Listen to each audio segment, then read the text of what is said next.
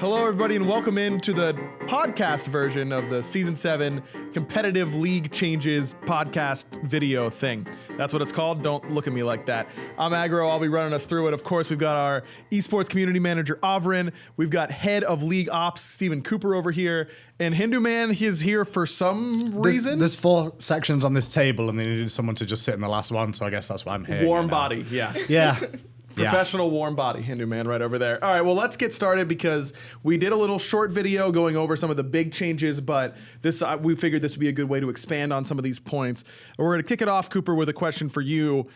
Season 7 saw big changes to every competitive league format. Why did we make so many drastic changes this year? Well, I think the short answer is that it needed it. I think a lot of our leagues became pretty stale over the past 2 years, and we need to see a shakeup there. So we kind of touched every part of our ecosystem across the board. We touched our pro league, the amateur scene, the level below that, which was the combine. We completely revamped that. And then we also made a lot of changes to the actual format for all those as well. So I think this year will probably be probably the most exciting year that we've seen in the past 2 years of competitive Smite.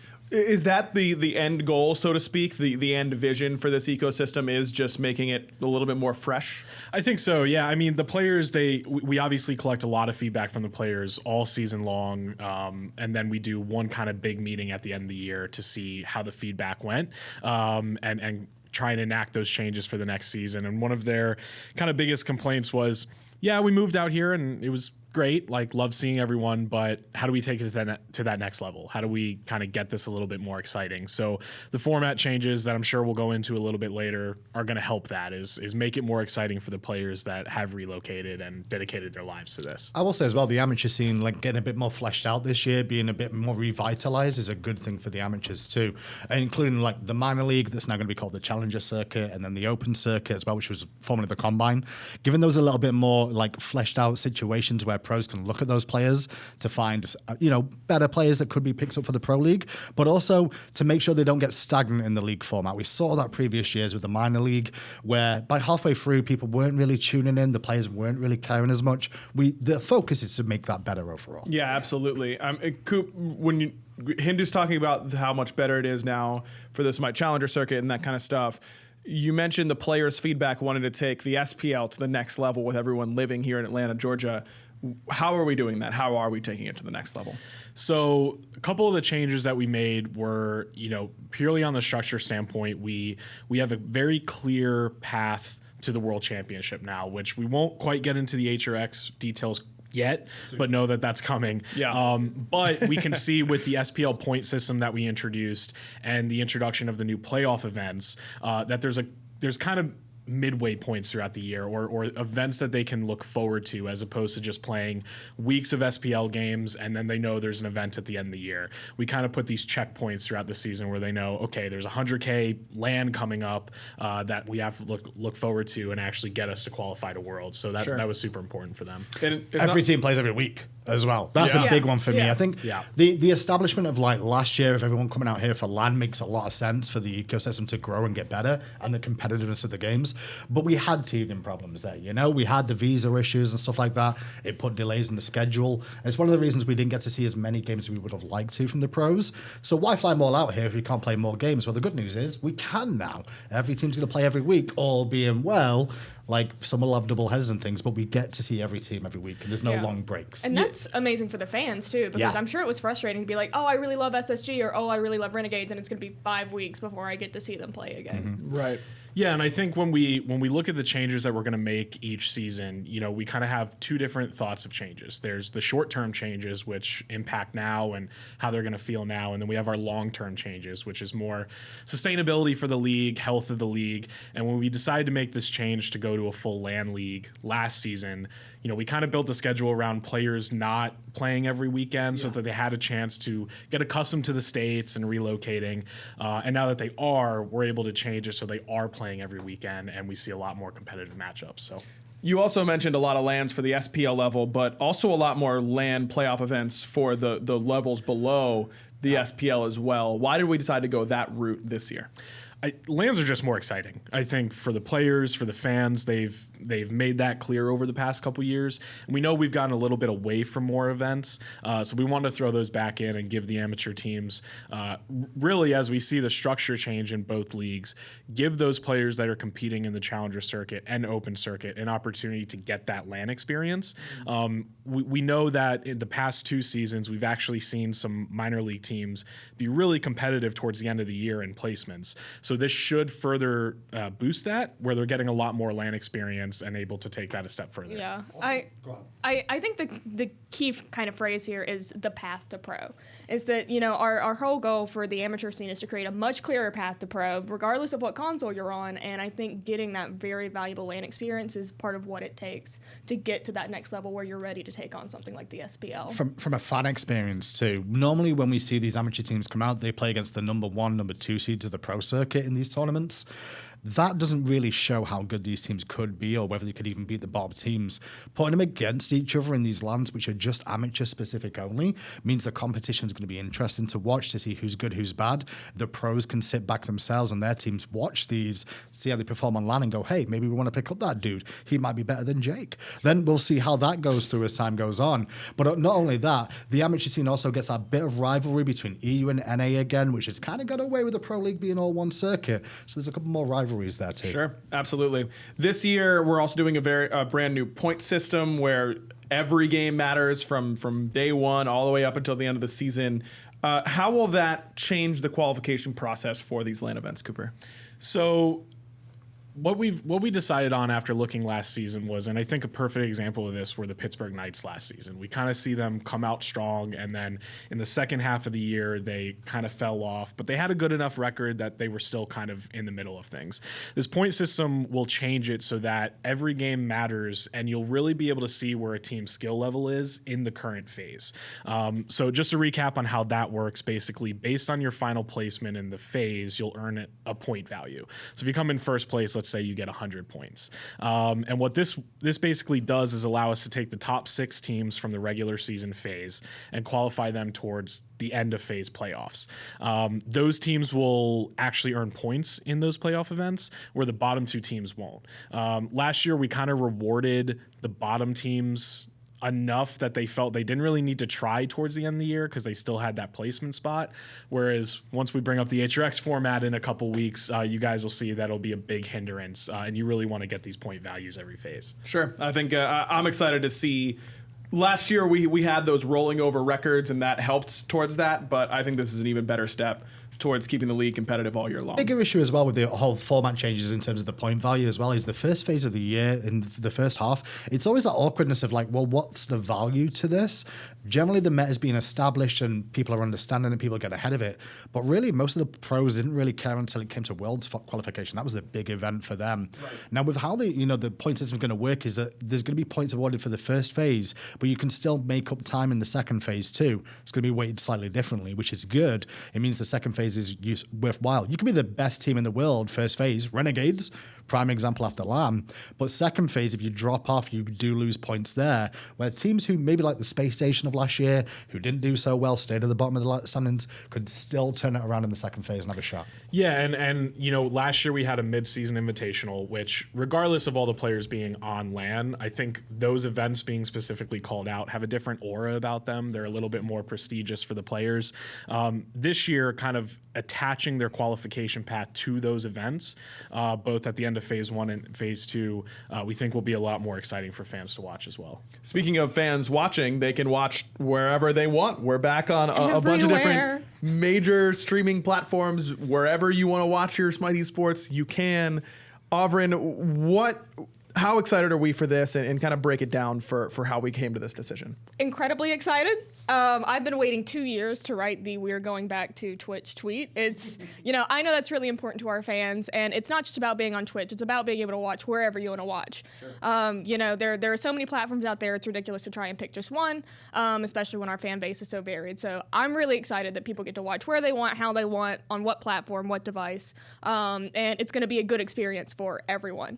And being being back on weekends is huge. That's exactly where I I was about to mean, go. we have to be here, which is Bit unlucky. I'm really happy with unfortunate. that. Like, that's where the game should be, you know? We can. I get to do all my errands during the weekdays now. It's gonna be great. That is true. but- Like, yeah. like matinee movies. Oh, everything's gonna be so cheap. I get to pay like weekday rates for going golfing now. Like that's good. You That's know, the we like play. that. There are positives to this. Yeah. And I mean the impact of viewership being across all these different platforms and back on weekends, I think is an exciting spot to be in. Definitely, and not only that, with the way we're organizing the schedule as well, which I'll get into more detail eventually. You get some more announcements on that. But the schedule of like Friday, Saturday, Sunday for the games, we're going to be showing some of the Challenger Circuit. I'm sorry, I'm still getting used to the names. I'm like, minor league, it's not called minor league anymore. We'll change it next year too. I'm Thank sure. you. So- I appreciate it. Hopefully something else. But yeah, SEC will be on the weekend as well as the Pro League games. So you'll get to see a lot more of your weekend. It's kind of like a little bit more organized and regimented so people know when to watch, where to watch, and they're not going to have a hard time finding a game. And they're going to have some stakes when they're watching as well, because in-game voting is back now. We've got a whole new Esports tab. section. Woo. Yeah, it's not just it's not going to be hidden away. It's its whole tab, everything like that. I mean, people have been asking for this for a long time. It's Auburn. a huge community win, and you know we heard the feedback for like 2 years, and we were like, just wait, it's coming. We're gonna put it back in for you guys, and this is finally the year, and that's really exciting. Cooper, I know that you've been pushing for this on your side as well. Yeah, definitely. And shout outs to the dev team for making it work. You know, they put a lot of hours in kind of revamping the system entirely and making sure that it was good for, you know, the people that are actually voting. I think we all can agree the last system was not the best and the best implementation of it. But we fixed those.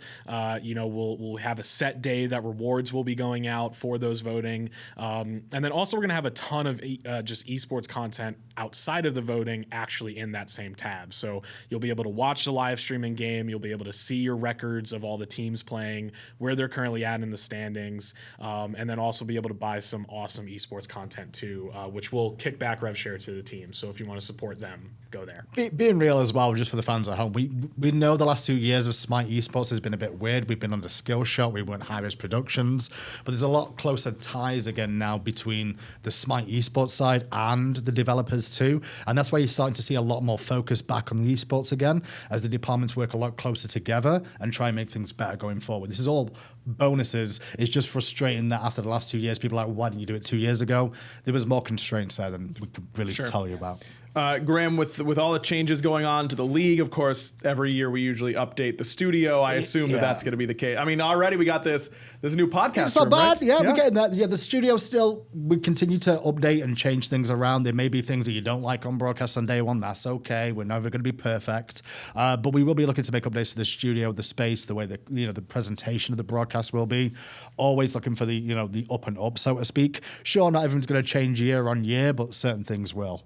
Sure. Such as casters, for example, which you'll get an announcement sooner rather than later. Absolutely, and we've been working hard with the new blood, so to speak. I'm excited about it. I thought it was just me and Finch. That's what everyone thinks. It's just the three of us. Well, it is, but Yeah. it isn't at the same time. I you know? guess. Like we're talking like good stuff, other stuff. You know, Yeah, we're in yeah. the good stuff. Yeah, we category, get that. you know? Yeah, We that's get what we got to do. Are we really not going to bring up the ping pong table that we added? That is a big studio change. Okay, I mean, yeah. that there will be content coming around sooner rather than later, basically featuring a high-profile personality from the SMITE Esports team. No, of course not. No, Bart is too important for us. Our video editors, I've heard they're very good. Yeah, listen, the current reigning champ is not necessarily sitting at this table right now, but will soon be sitting at the table. And no, Tristan's not coming in here to sit down. I'm going to take the crown. That's basically the point. I am going to win. I'm sure the podcast enjoyed that little bit, boys and girls. Well done. Yes. Well done. Blame Cooper. Yeah, no, I just wanted to bring up Sandy. studio editions. That's Just all. wanna make sure. That was Yeah, that the was There is a topic, ping pong so- table. That's all we needed to add. And I am going to beat SMITE pros into the ground on top of it, and I'm going to beat them in ping pong. Anyways, what are some of the bigger scale changes coming to the broadcast as well? Not just the studio, but I know that we've been working with production to try and improve the broadcast from the top down. I didn't even know about that question. I'm like, did we have an answer on that, or am I supposed to It just? says Hinduman answers this one. Oh, I did not look at that at all. Say that question again, and I will say something. Man, that ping pong segment real rough, Graham, for sure, definitely. Yeah, this is way worse than me not knowing All that I had a right, question. moving on. Anyways, listen. Speaking of good additions to teams, we've got a big one coming to the team to your team this year. Yeah. Vinny gonna have some competition for best admin this year because we've got a world champ joining the squad. Kabam is joining the admin team. Yeah, that'll be up to the players to decide who's the best admin, and we'll make sure to have an award drew up for that. But Kabam, I think, brings a ton of experience to the admin lineup, both from just a out-of-game personality perspective, but also knowledge of the game.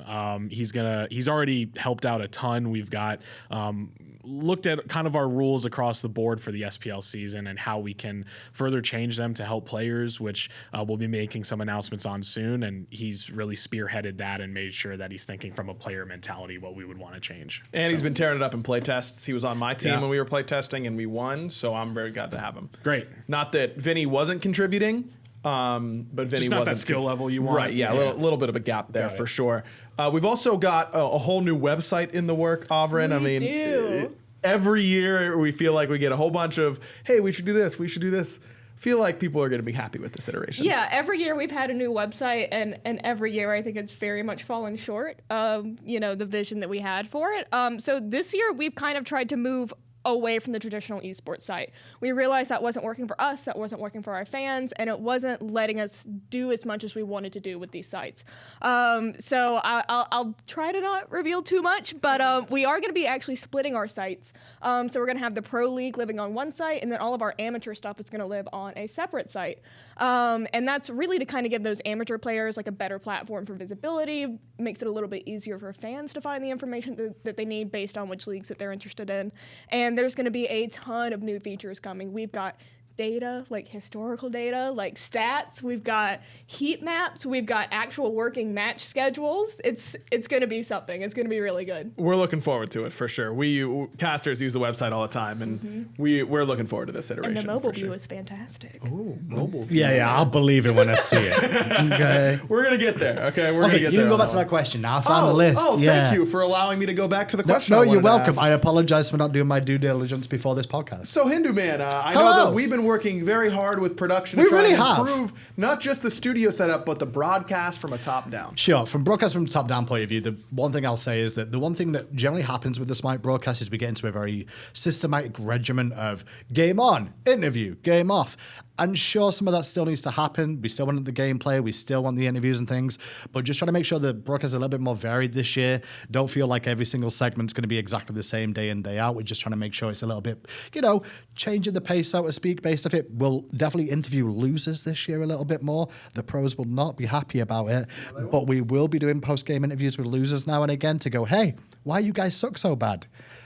Why don't you have Twitch take over for you? Like those sort of questions. Along with like trying to improve things in terms of maybe a couple more use of the telestrator that you saw over the last couple of years. We started to introduce those a little bit more, as well as more replay functionality and stuff like that. So broadcast should change overall. You might not see like initial graphic changes because the graphics package is probably going to be very similar to where it was last year, which was fine. But there will just see some more changes to the broadcast where it will flow a little bit better. I think the real question is, are we going to see more Doug content?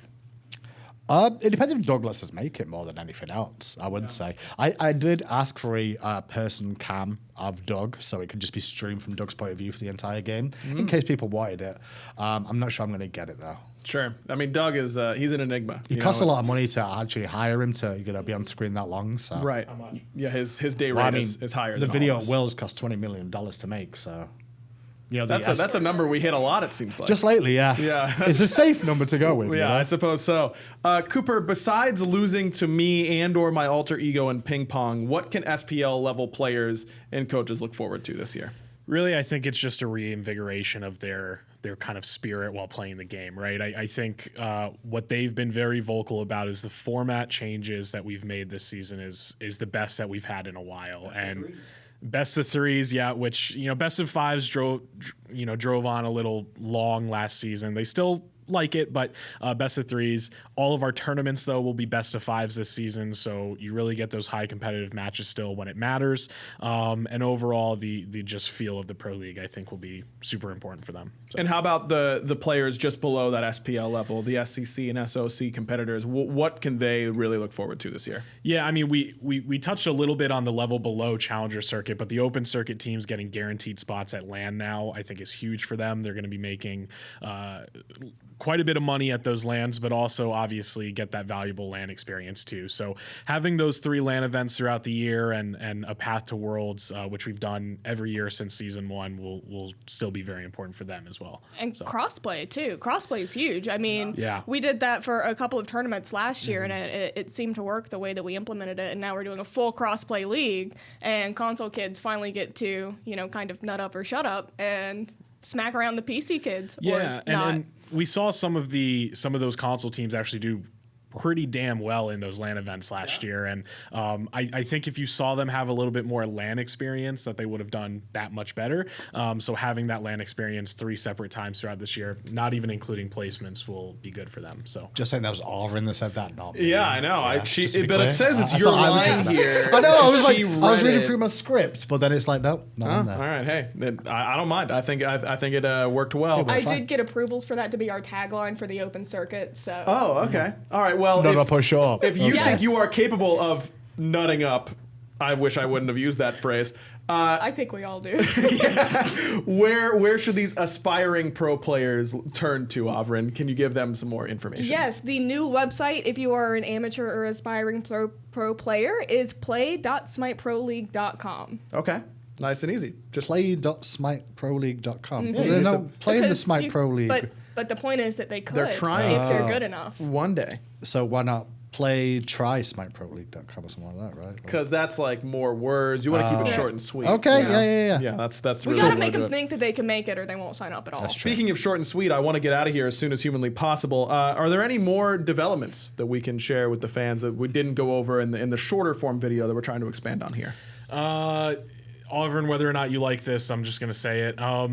We've got a couple announcements coming out soon. We've got some combat pause rules updates coming out later this week.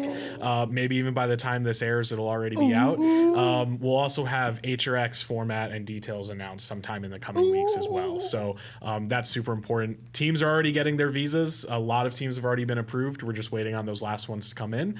So we're already ahead of schedule compared to last year. We shouldn't see any delays like we did last year. So that's what we like to hear. Absolutely. And Auvey, I know that we said that we're working on the new website, but up until then, where can fans go for more information about season 7? The wiki. Yes, yeah. Which can be found through esports.smitegame.com. That is Old still faithful. the place. But pretty soon it will be SMITEProleague.com. Okay, so SMITEProleague.com. You can bookmark that now. But for now, at least, esports.smitegame.com is the place to go. Thank you, everybody, for sitting down with me and making me remember that I'm not the current reigning ping pong champion. It doesn't hurt that much. You're so welcome. Yeah, thank you. the Pens also lost a couple nights ago too. So they sure did. fine. They sure did lose, Cooper, but we tried our best, and we tried our best to keep this video at least somewhat on topic. Thanks for watching esports.smitegame, the place to go. See you there.